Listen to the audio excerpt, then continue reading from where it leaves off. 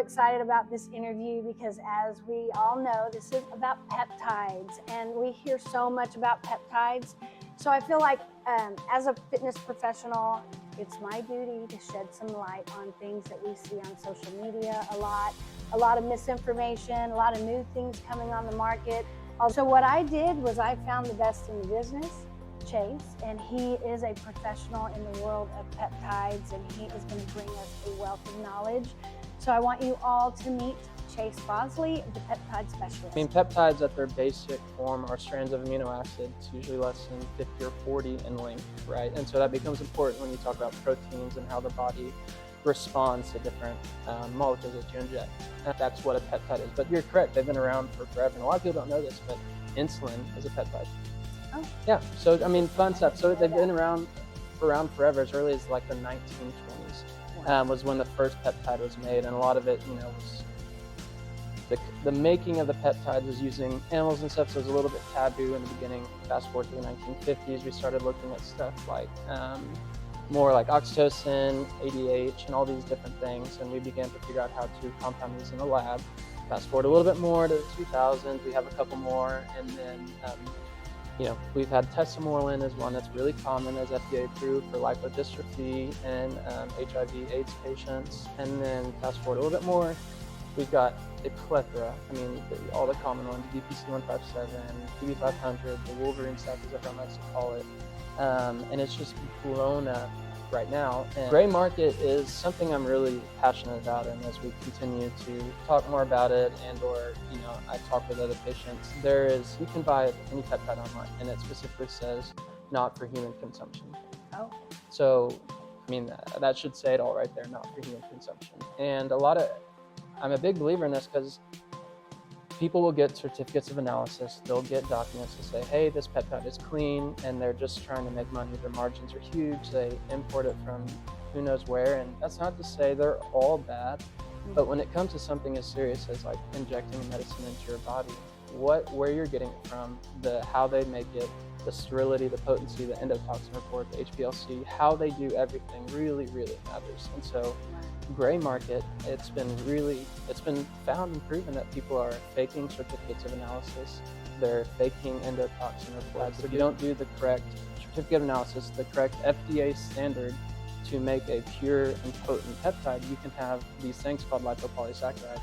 And so you may be injecting DPC-157, like, great, I'm healing my injury. Meanwhile, those LPS are just going to the brain, wreaking havoc, and you could be worsening cognitive function and hastening neurodegenerative disease.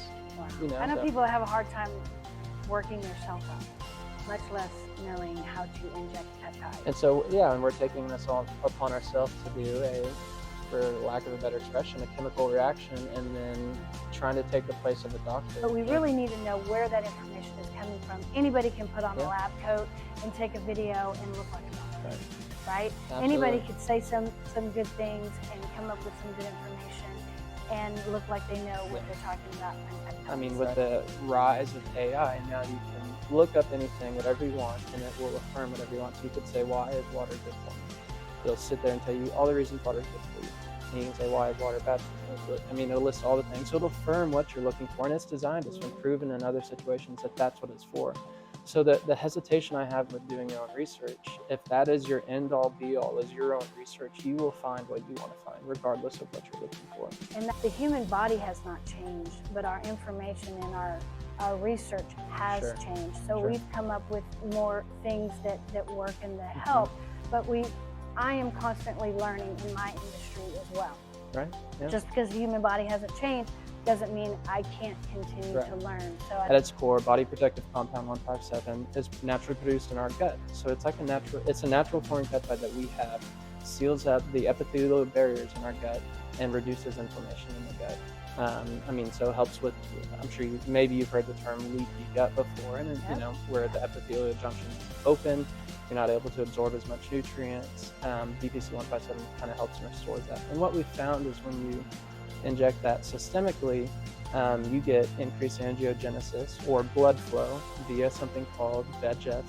And so it's going to bring blood flow to lesser blood flow areas, whether it's your knee, your shoulder, your elbow, tennis elbow, golfer's elbow, meniscus, Obviously, I'm not saying this will replace it, but in theory, it could help it because you're increasing blood flow, you're bringing in nutrients. You're thinking about longevity. If you have a better engine, if you have more muscle mass, decrease inflammation. So it's really cool peptide. Yeah, and you. What's and the name of it again? MOTS-C. MOTS-C. MOTS-C. And I should preface that you make it every time you take your client into the gym. You create MOTS-C, and so it's something that we already create. So there needs to be cycles. There needs to be, you need to come off of it. You can't run these things forever because you'll just burn out your system. So when I think about losing weight, I don't think about just a number on the scale. And so the way I approach everything is I approach it with how can we recomp your body recomposition. I'm not just interested in the number. In fact, I don't really care much about the scale. I care about muscle mass and body fat and amount of sugar in your blood. Anyways, a lot of other different things. And so right now the craze is to lose as much weight as possible, and we finally have that option. First started with Ozempic that was utilized in type 2 diabetic patients and to help them control their blood sugar, and was a novel therapy and saving many lives and incredible. People got a hold of that they're going to lose weight. And so what happens anytime we find something, we use and abuse it, and you have people losing hundreds of pounds at the expense of muscle loss often. And when you have, and I'm sure you tell clients without Ozempic or without GLP-1, your cut cannot be in 1,000 calorie deficit, because eventually your body's like, hey man, where am I going to get my nutrients from? And it's going to reach for the easiest thing, and that's muscle. And so you're going to lose muscle. So yeah, maybe you lost 50 pounds, but if 40 pounds of that was muscle, you've actually done yourself a disservice. I'm so glad somebody else said that, except me. I said that to my clients all the time. Sure. And so yeah, if you're going to dive into something like peptides, dive into it 100%. Do a little bit more of your research.